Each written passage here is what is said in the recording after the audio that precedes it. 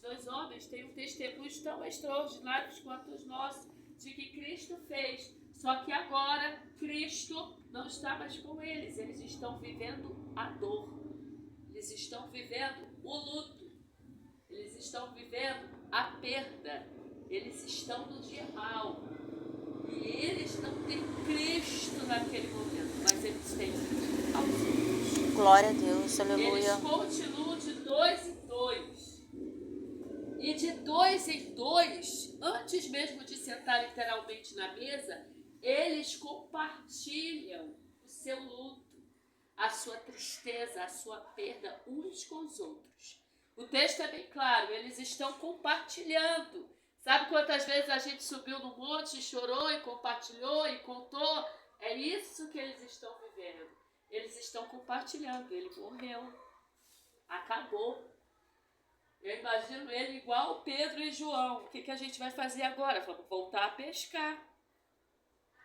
Porque eles tinham parado toda a sua vida, seu trabalho para seguir Jesus. Só que agora acabou.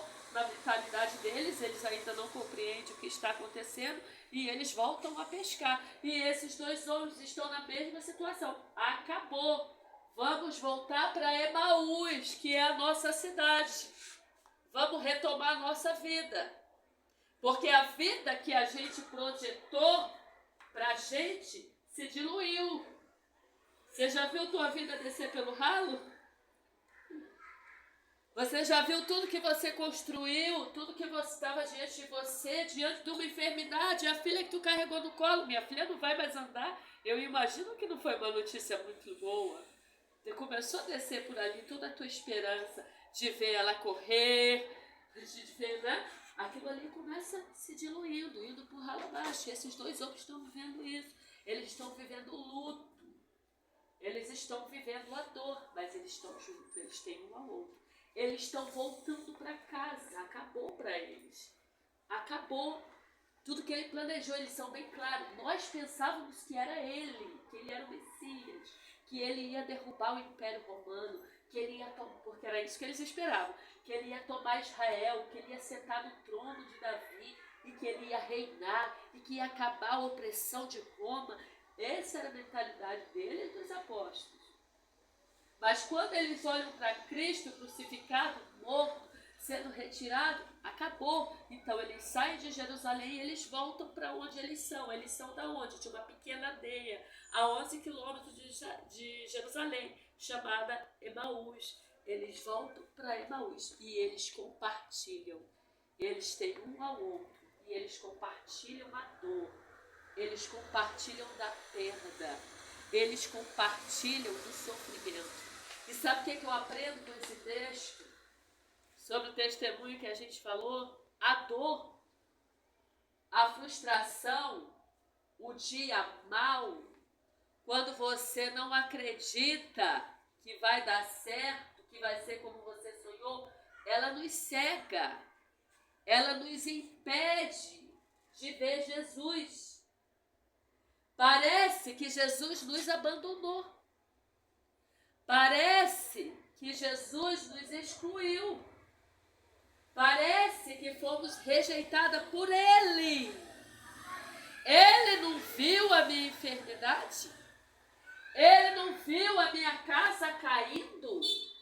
Ele não viu aquela mulher me catucando? A minha vergonha? Ele não viu.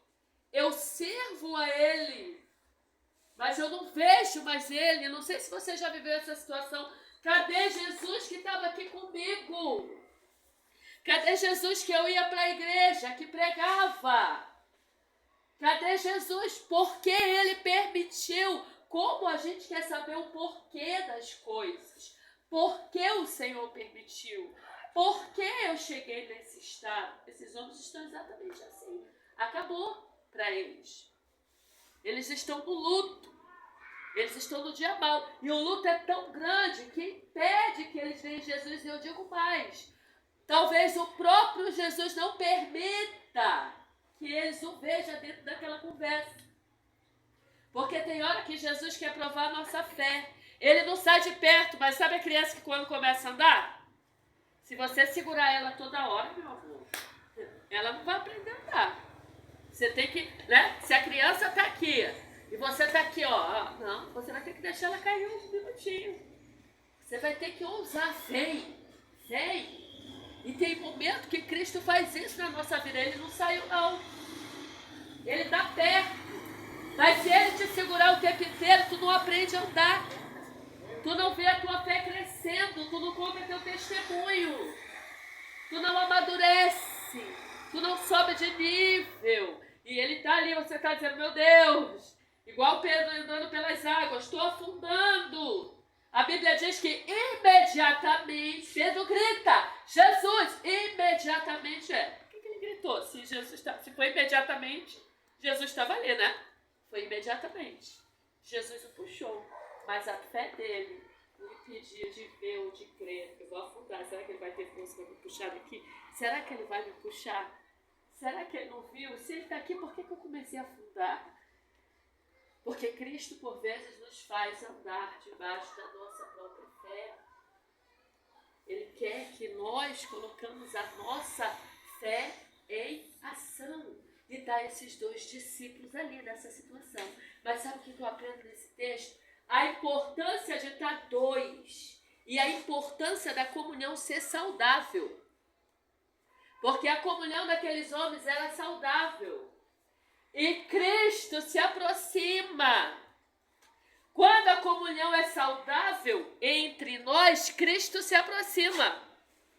Quando a comunhão é saudável, no nosso diálogo é um lugar de cura, é um lugar de refrigério, de transformação.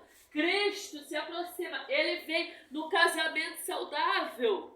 Por que Cristo permitiu? Se é saudável, ele se aproxima e o cordão já não é mais 2, já é 3 dobras e é difícil de romper.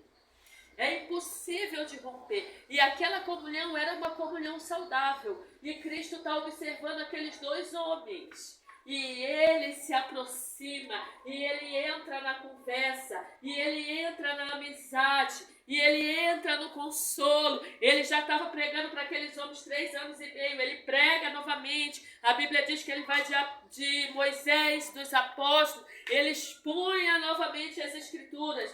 Mas mesmo assim, no dia mau, no luto, eles não enxergam quem é que está com eles, mas Cristo está, porque é um lugar saudável, ali não há fofoca, ninguém está falando mal de ninguém está dizendo, tu viu Judas que traiu? Meu Deus do céu, olha, Judas, não, e Pedro, tu soube o que Pedro fez? Pedro negou, o galo cantou 3 vezes, logo Pedro, aquele que era bonitão, ó, se metia em tudo, todo metido, ó, no dia que o negócio foi feio, correu, tu viu, Cleópatra, o que ele fez? Correu, só ficou João, ele não era valentão?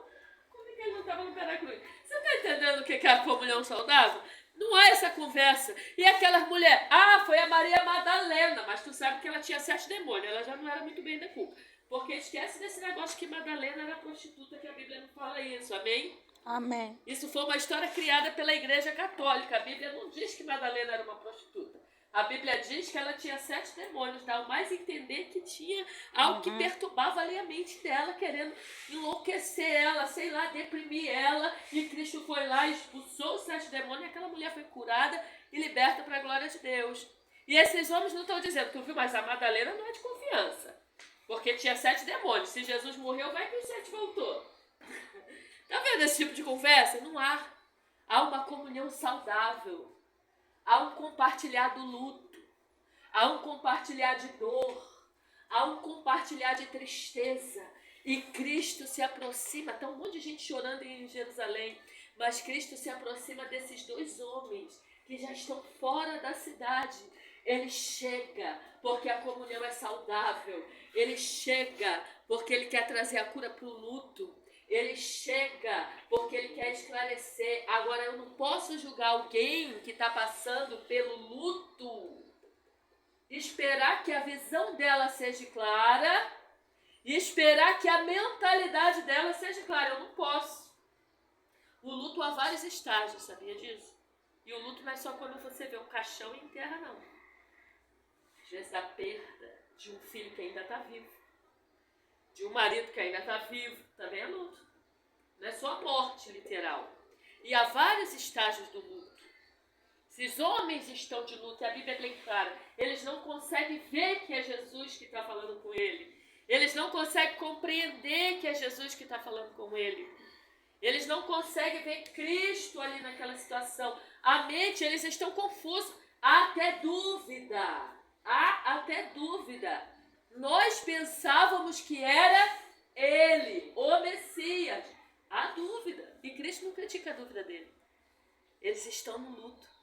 Eles estão permitidos a ter dúvida nesse momento. Eles estão no luto.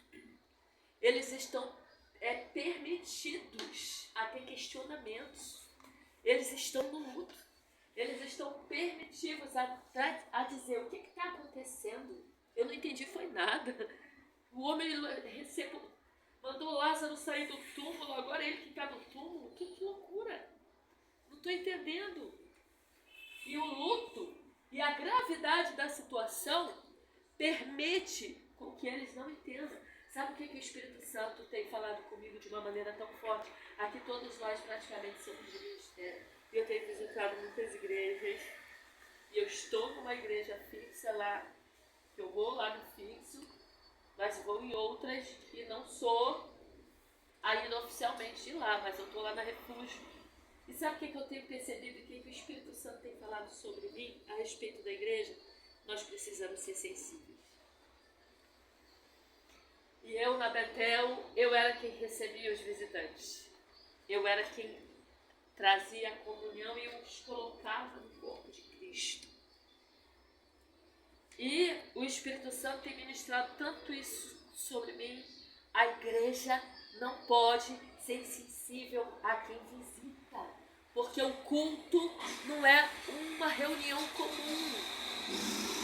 A igreja tem que estar sensível. Entrou de luto, entrou oprimido, entrou precisando de cura. Eu entrei numa igreja que João Pedro estava em convulsão de choro. Ali no mínimo era pro final alguém dizer: vamos sentar aqui, mãe, o que está acontecendo? Mãe, não é? Tu tá entendendo? Nós entramos, ele em convulsão de choro, que eu dei uma notícia para ele, nós saímos.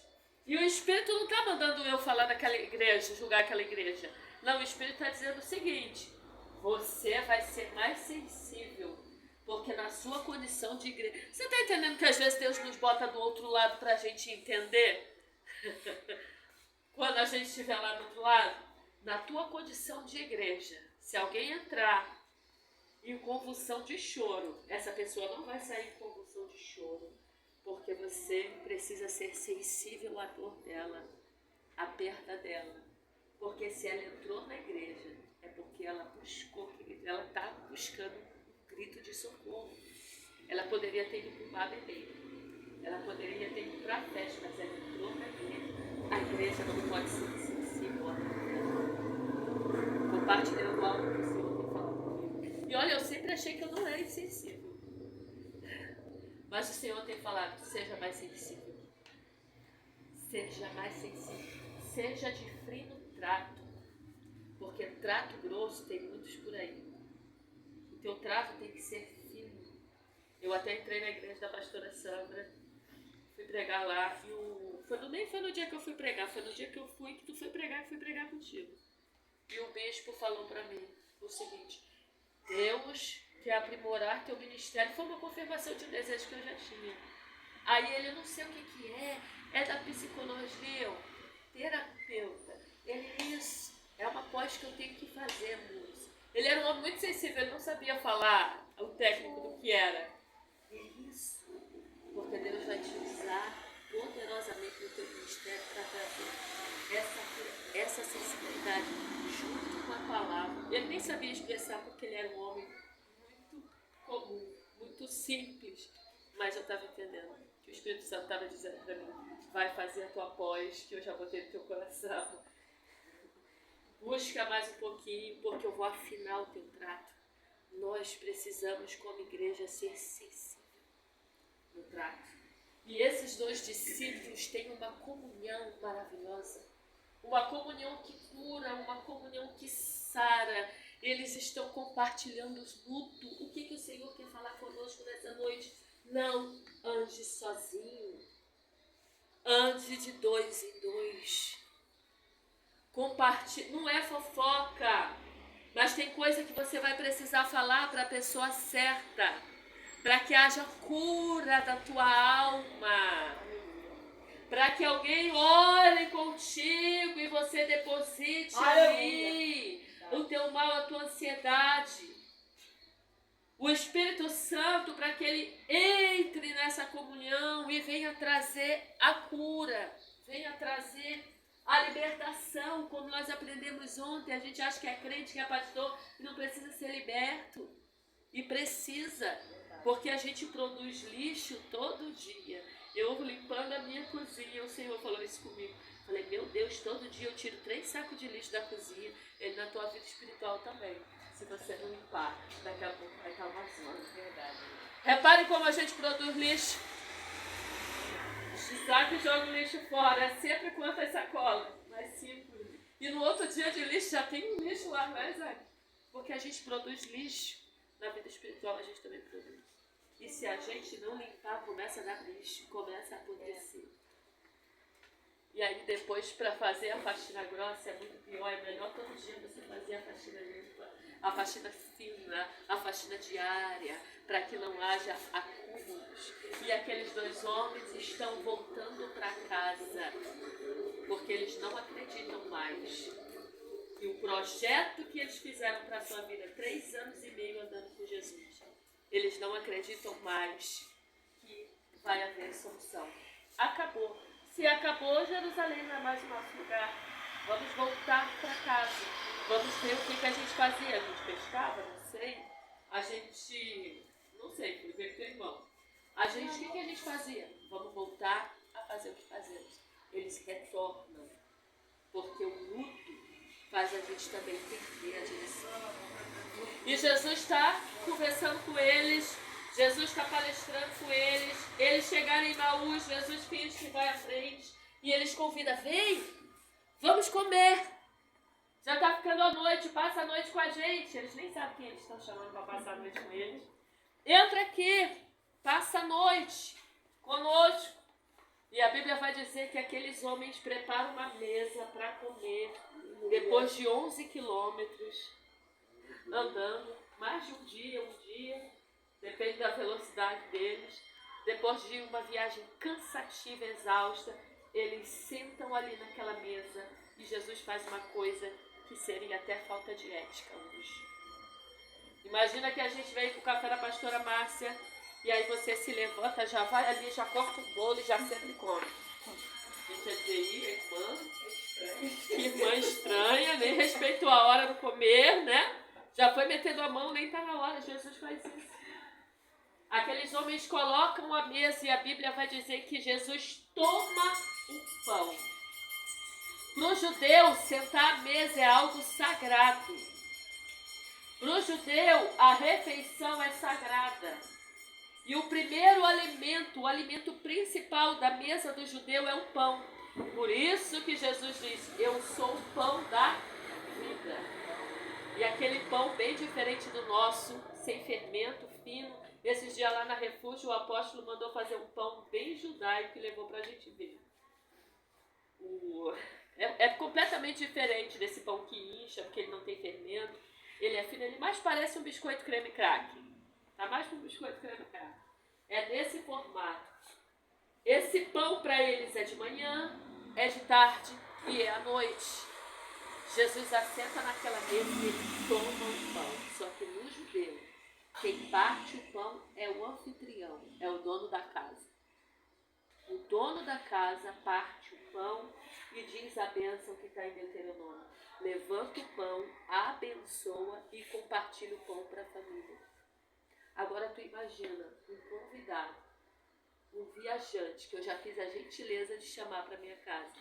Ele mete a mão e ele parte o pão. Eu acredito que aqueles homens já iam começar a falar. Opa, peraí, tu não é o dono da casa.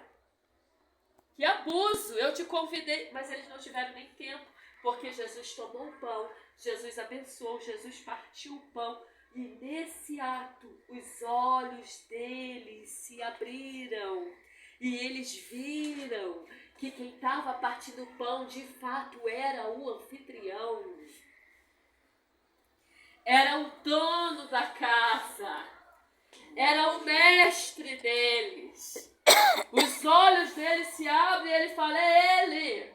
Ao partir do pão, os olhos dele se abrem e antes dele reclamar, eu sou o dono da casa, eu parto o pão, eu dou a bênção, eu sou o anfitrião. Ele diz, não, é ele. É ele que é o dono da casa, é ele que é o anfitrião, é ele quem parte o pão. Tem hora que a gente precisa entregar a ele o partir do pão e deixar ele tomar na nossa vida a posição que é dele. Perder o controle faz parte. Você está entendendo isso? Amém. Porque quando eu perco o meu controle humano, agora é com quem na tua vida? É ele. E agora? Agora é o quem? É ele. Você está à mercê de qualquer coisa, mas, contudo, é tudo sobre ele. Jesus pega o pão como num ato sem ética, antissocial. Jesus pega o pão naquela mesa. Jesus parte. E no momento que Jesus parte o pão, a cura da visão, a cura do luto, a cura da mente, a cura da transformação. E eles dizem, é ele. Só que nesse momento Jesus se desintegra. Jesus já está com o corpo glorificado, nós vamos receber um corpo semelhante a esse. Ele come na beira da praia com os apóstolos. Não é um fantasma, ele come. Ele não é um fantasma, porque em todo o caminho de Emaús estão os três. Eles se tocam. Ele tem uma matéria, não é um fantasma, é um corpo glorificado. Ele entra à parede quando os discípulos estão reunidos. E ele vai até, como é o que não tem pé? Meu Deus, Tomé. E ele diz, toca aqui, Tomé. Você não queria crer? Tomé vai lá e toca. Mas ele passou a parede. Mas Tomé tocou na mão dele. É um corpo glorificado. Ele está na mesa, mas em segundos aquele corpo some completamente da presença deles. Aqueles homens olham um para o outro e eles dizem, nosso coração não estava queimando quando ele pregava para a gente, quando ele caminhava com a gente não via ele, mas era ele o tempo inteiro. A gente não sabia, mas era ele. Estávamos confusos, mas era ele. Ele morreu, Maria Madalena tinha razão. Ele ressuscitou, ele estava aqui na mesa. Eles olham para o outro e ele diz, o que é que a gente vai fazer? Vai desistir da vida? Nós vamos voltar para Jerusalém. Foi só como é que eu falo? O cansaço de fazer 11 quilômetros. Agora vai fazer 11 quilômetros voltando. Vamos voltar para lá, porque ele está vivo. Ele ressuscitou. Aleluia. Queridos, o poder da mesa. A mesa fala de comunhão, a mesa fala de intimidade.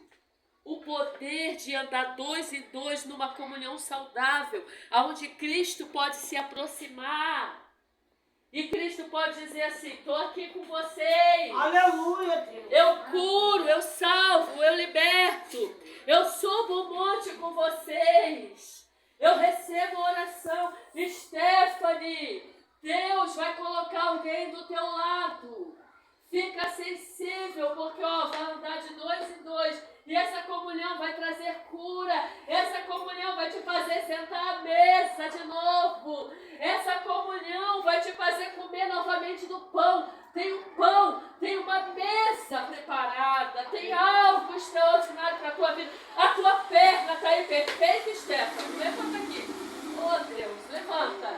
Tu acha que não tem propósito? Isso. Baixa aí, movimenta. Tu acha que não tem propósito, hein? Tu acha que ele curou por qual motivo? Tem um propósito. É grande, é extraordinário, é maravilhoso. É ele, é sobre ele. Na mesa tem cura, na mesa tem comunhão. Eu já quis me isolar. Quem nunca quis se isolar aqui? Não confio mais em ninguém. Não conto mais a minha vida para ninguém.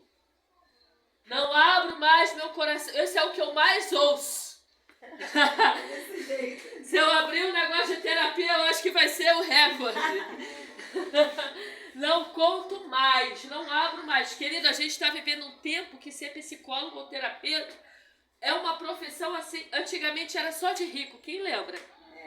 Ir pro psicólogo era rico. E a gente que era pobre falava assim, frescura. O filho de fulano passou um trauma, tá no psicólogo. Frescura, só porque é rico. Nosso psicólogo é o quê? É inchado, é um trem lotado, é um trabalho pesado. Mas vocês viram como o negócio cresceu e se expandiu? Verdade. Vocês viram? E que o pobre hoje vai ao psicólogo? E que o pobre faz terapia? Porque descobriu o poder de você falar. Aí você paga tantos dinheiro para o psicólogo. Não sou contra, sou super a favor. Ainda quero entrar no ramo. Não sou contra. Aí você paga tanto para o psicólogo ou para o terapeuta, mas na igreja você diz aqui, eu não confio mais em mim. O Senhor quer curar a nossa mesa perante a igreja. Porque eu não posso sentar na mesa lá fora e não sentar na mesa da noiva do Cordeiro. Eu não posso. Pago 2.000 no psicólogo, mas não abro meu coração para pastor nenhum, não posso. Pague os seus 2.000 para o psicólogo, mas se assente na mesa da noiva também. Sabe por quê? Porque a noiva não é perfeita, mas a mesa da noiva, o noivo se assenta. A noiva não é perfeita. A noiva é imperfeita, está sendo adornada. Mas na mesa que a noiva assenta, o noivo se assenta. E quando o noivo se assenta, tem cura na mesa. Glória a Deus. Deus. Quando o noivo Aleluia. se assenta, a visão é restabelecida. Quando o noivo se assenta, nós voltamos à posição. Aqueles homens estavam saindo de Jerusalém porque acabou. Eles voltam, Jesus reposiciona ele. Não, teu lugar é aqui. Porque eu vou lançar uma ordem. Ninguém sai de Jerusalém sem que do alto sejais revestidos. Eles precisavam voltar, porque era em Jerusalém que ia ter o revestimento de poder. Você está entendendo? O revestimento de poder o psicólogo nunca vai dar. O revestimento de poder o terapeuta nunca vai dar. O revestimento de poder a tua amiga da infância nunca vai dar. O revestimento de poder está na mesa da noiva, onde o noivo se assenta, tá lá. Mas aquela noiva, mas ela é a noiva, ela está sendo adornada, como eu e você estamos sendo adornados. E é na mesa da noiva que a gente recebe a cura, que os nossos olhos se abrem, que a confusão sai. Eu amo o testemunho e o ministério de Josué, porque a gente vive num tempo que a gente quer ser um da frente, né? E a Bíblia diz que Josué era o braço. Josué estava ali, do lado de Moisés. Ele observava. Ele estava ali. Quando Moisés sai, ele entra. Não que ele estava ali para derrubar Moisés. Não, é por isso que ele entra. Enquanto Deus vai falar de Jonathan, tu não vai ser rei. Tu é o filho mais velho de Saul, mas eu acabei o meu propósito com a família de Saul. Tu é até legal, Jonathan é um cara maneiro, tá, gente? Tu é legal, tu é bonzinho, mas tu não vai ser, tu é o filho mais velho dos reis, mas tu não vai ser rei. Ele é um cara maneiro, não vem falar nada dele não, menino bom. Mas Deus já tinha restabelecido o outro. Vocês estão entendendo na frente de Deus? E na mesa da comunhão, é essa mesa que o Senhor quer me chamar para voltar. Volta a confiar. Volta a abrir teu coração. Que coisa linda aqui. Todo mundo falou, doeu falar, doeu lembrar, porque dói. Mas volta a abrir teu coração. Pega o testemunho que cada um contou, que veio aqui contar e diz, se Deus fez isso aqui é porque Deus ainda tem mais na minha vida, é porque Deus ainda tem mais propósito na minha vida. E volta, e se reposiciona. Deus olha para aqueles 12 discípulos, vocês não são nem apóstolos, mas vocês têm que estar em Jerusalém. Por que vocês estão fugindo? Eu não acabei com vocês. Não acabei. Eu ainda tenho propósito na vida de vocês. Eu vou abrir porque ela já contou o testemunho. Quantas vezes causa disso eu acho que acabou, acho que Deus não tem mais nada na minha vida. Eu falei, não. Eu vejo Deus te dando uma nova identidade. Sabe por quê, queridos? Eu vou falar porque ela já falou aqui. Esperar nem que ela falasse. Sabe por quê? Para Deus mais vale hoje ela estar sozinha do jeito que está, mais em liberdade, do que ela estar no casamento, que por trás acontece de tudo. Tá entendendo? Sempre falei isso para ela. Ah, porque você quer o quê? Uma aparência de ser casada? E em casa, não é? O que é que para Deus é melhor? Você ser o que você, eu vejo uma nova identidade. Agora tu é livre, tu vai fazer a obra, tu não tem ninguém para te impedir, tu não tem uma brecha, tu não tem nada, mulher, voa! Voa! E ela arrumou uma amiga aí, encontrou e tá voando. Esses dias ela me mandou uma mensagem, eu tô pregando muito, a palavra tá fluindo e eu, glória a Deus! Vai, porque Deus é o Deus da mesa limpa.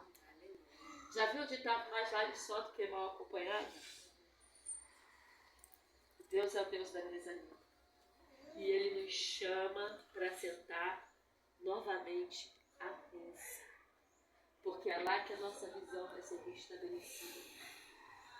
É lá que Ele vai nos dar a direção. A direção. Pode chover canivete no domingo, mas eu vou. Se eu não vou no culto no domingo, eu não sei nem quem eu sou. Eu vou. Porque às vezes a gente pensa assim, mas eu não tenho exatamente um compromisso. Eu vou, pego meus 2 filhos e vamos, porque eu sei que no caminhar tem cura, no caminhar tem direção, no caminhar tem libertação, estão caminhando, no caminhar tem salvação, no caminhar Deus vai fazer alguma coisa, uma hora para outra, a porta vai se abrir, a cura vai chegar. Aleluia. Deus está nos chamando para ter relacionamentos saudáveis. Deus está nos chamando para andar de 2 em 2. Se você chegou aqui e disse, mas eu sempre andei sozinho, Deus vai colocar alguém do teu lado. E quando essa comunhão... Já viu aquela pessoa que é tão de Deus que tu não quer parar de conversar com ela? Quem já teve essa experiência? Porque aí tu fala uma coisa de Deus, tu fala outra, não é?